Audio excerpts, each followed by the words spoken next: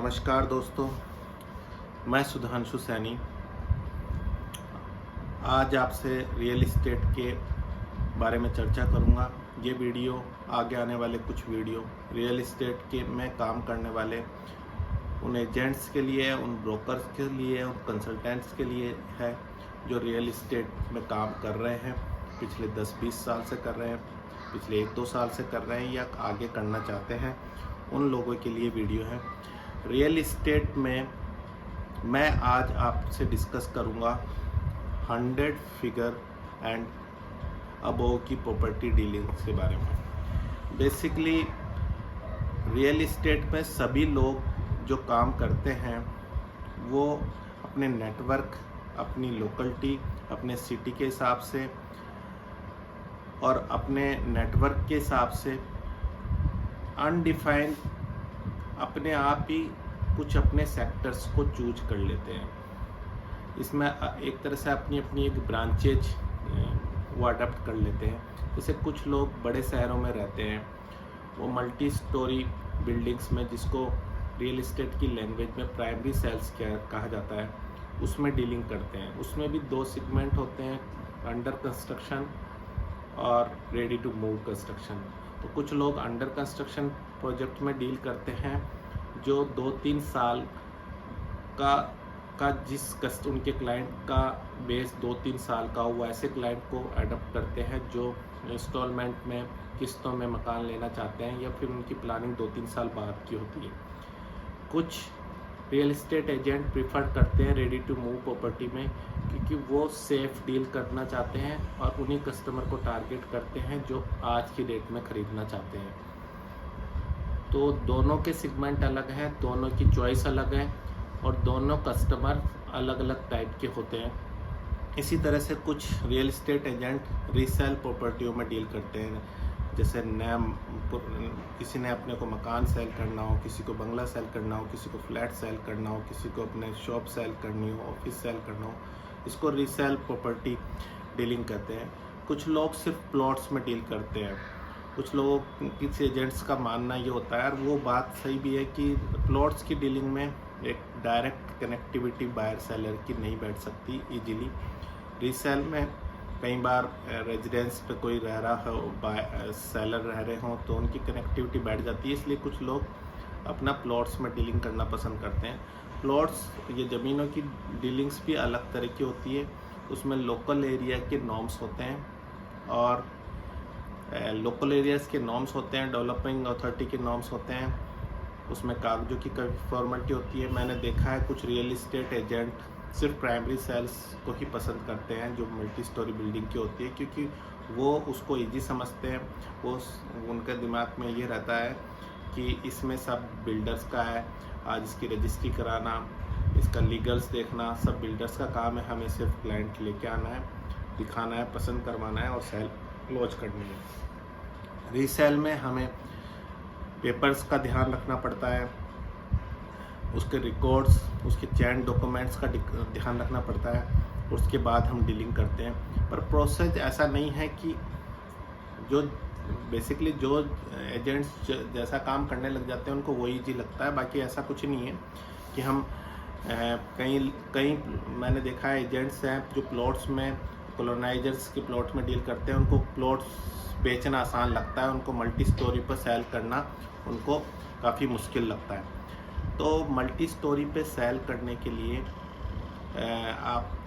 उनको लगता है कि एक बिल्डर से हम मिलवाएंगे, बिल्डर्स का रेडीमेड प्रोजेक्ट दिखाएंगे और वो सेल क्लोज हो जाएगी।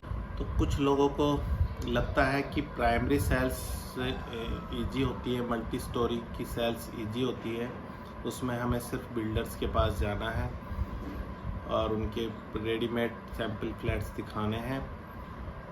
आगे के प्रोसेस, रजिस्ट्री के प्रोसेस, कोई भी लीगल प्रोसेस, वो सब बिल्डर्स का काम है कराने का। उनको सिर्फ क्लाइंट्स को दिखाकर उसको पसंद करवाकर सेल की क्लोजिंग करनी है और कुछ महीने 2 महीने के अंदर उनका पूरा कमीशन, जो पेमेंट के अकॉर्डिंग उनको महीने, 2 महीने, 3 महीने के प्रोसेस में उनको मिल जाता है। वो कस्टमर वो एजेंट्स जो हैं, जो प्राइमरी सेल्स को डील करते हैं, उनको हेजिटेशन रहती है प्लॉट या रीसेल के फ्लैट बेचने में, क्योंकि उसमें एक चैन डॉक्यूमेंट्स प्रोसेस होता है। लीगल्स को, लोकल अथॉरिटी को कि के कागज़ों को समझना उनको एक पेचीदा इशू लगता है। कुछ लोग लीज प्रॉपर्टी, रेंट प्रॉपर्टी में एजेंट्स डील करते हैं। रेंट प्रॉपर्टी, लीज प्रॉपर्टी की डीलिंग मोस्टली 1 महीने के अंदर क्लोज हो जाती है।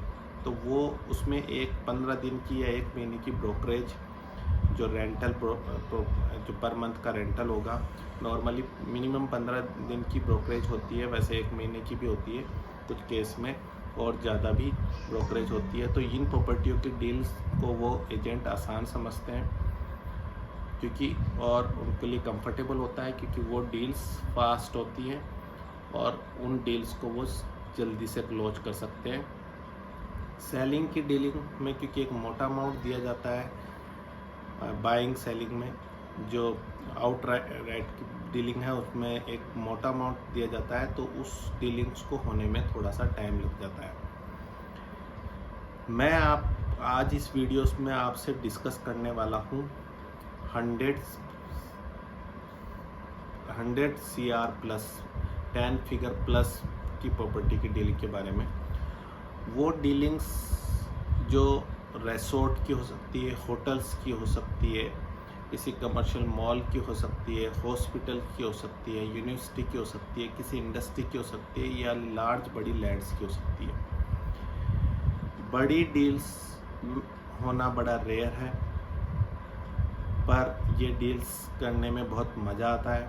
आप बेसिकली ये चीज़ समझ लीजिए कि सैकड़ों प्लॉट्स की डीलिंग या सैकड़ों मल्टी स्टोरीज फ्लैट्स की डीलिंग या रो हाउस की डीलिंग, आप एक डीलिंग जो 10 फिगर प्लस की डीलिंग है, कमर्शियल डीलिंग है, एक डीलिंग से कर सकते हो। It takes time. ये डीलिंग्स बेसिकली लंबी चलती हैं। कई केस में ये डीलिंग्स 6, 7, 8, 9 महीने, 10 महीने तक भी चलती है, क्योंकि इसमें कुछ पेमेंट स्लॉट होते हैं। बड़ा पेमेंट होता है तो वो स्टेप्स में दिया जाता है, और उसमें लीगल फॉर्मेलिटी के भी कई स्टेप्स होते हैं। कुछ केस में अंडर कंस्ट्रक्शन होता है, कुछ में डेवलपमेंट किया होता है, कुछ में कमिटमेंट्स होते हैं, तो सारे प्रोसेस में थोड़ा टाइम लगता है। तो पर बड़ी डील्स करने में आपको आपका नेटवर्क उसी हिसाब से डेवलप हो जाता है। बेसिकली कई एजेंट्स मेरे से पूछते हैं कि हम बड़ी प्रॉपर्टी की डील कैसे करें, हमारे पास बायर्स नहीं आते, सेलर नहीं आते। देखो, मेरा ये मानना है कि जहाँ चाह वहाँ रहा। आप जिस सेगमेंट में काम करते हैं और करते जाते हैं रेगुलर, आपको उसी कैटेगरी के, उसी सेगमेंट के लोग आपके टच में आते जाते हैं और डेफिनेटली आएंगे, और फिर आप उसी प्रोसेस में आगे बढ़ते जाते हो। जितनी भी बड़ी डीलिंग्स होती है, 500 करोड़, 1000 करोड़ की, 100 करोड़ की, उसमें होते तो एजेंट इन्वॉल्व है। तो व्हाई नॉट यू? आप क्यों नहीं बन सकते वो एजेंट? कोई भी बन सकता है। थोड़ा सा हमें अपना माइंडसेट बदलना पड़ेगा। जो हम टारगेट रखेंगे, वैसे ही हमें हमारे सराउंडिंग में एनवायरनमेंट होता जाएगा। तो ये कोई इम्पॉसिबल टास्क नहीं है, या कोई नहीं कर सकता, ऐसा नहीं है। हमें सिर्फ एक शुरुआत करनी होती है, कि स्टेप्स लेना होता है। उसके बाद हम उस प्रोसेस में आगे बढ़ते जाते हैं, तो हमारे कॉन्टैक्ट्स, हमारी लाइजिंग और हमारा वर्किंग उसी हिसाब से होने लग जाता है, और हम उस सेगमेंट में इन्वॉल्व हो जाते हैं। तो रियल इस्टेट में कोई भी जो जहाँ पे इन्वॉल्वमेंट ज़्यादा लेता है, वो उसका इन्वॉल्वमेंट वहाँ होता जाता है। तो हम बात कर रहे थे 10 फिगर प्लस प्रॉपर्टी के बारे में। ऐसी प्रॉपर्टियों की डील्स करवाने से पहले हमारे पास एक बेसिकली बहुत सारे डाटा होने चाहिए हमारे पास। ऐसा नहीं है कि हम एक दो होटल्स को लेके बैठ गए और हम उन प्रॉपर्टियों में डील करने की सोच रहे हैं बड़ा। क्योंकि ऐसी, अगर आपको रेगुलर कांस्टेंट लेवल पे चलना है, तो आप ये मान के चलिए आपकी 15-20 जगह डीलिंग रेगुलर चलती रहनी चाहिए, जब जाके आपकी कोई ना कोई डील कभी ना कभी क्लोज होती जाएगी। तो इसके लिए आपके पास लैंड बैंक भी पूरा होना चाहिए, आपके पास लार्ज लैंड बैंक भी होना चाहिए, आपके पास होटल्स रिसोर्ट की पूरी लिस्ट होनी चाहिए, जो रीसेल होने वाले हैं, जो सेल होने वाले हैं, उनका पूरा आपके पास रेगुलर होना चाहिए।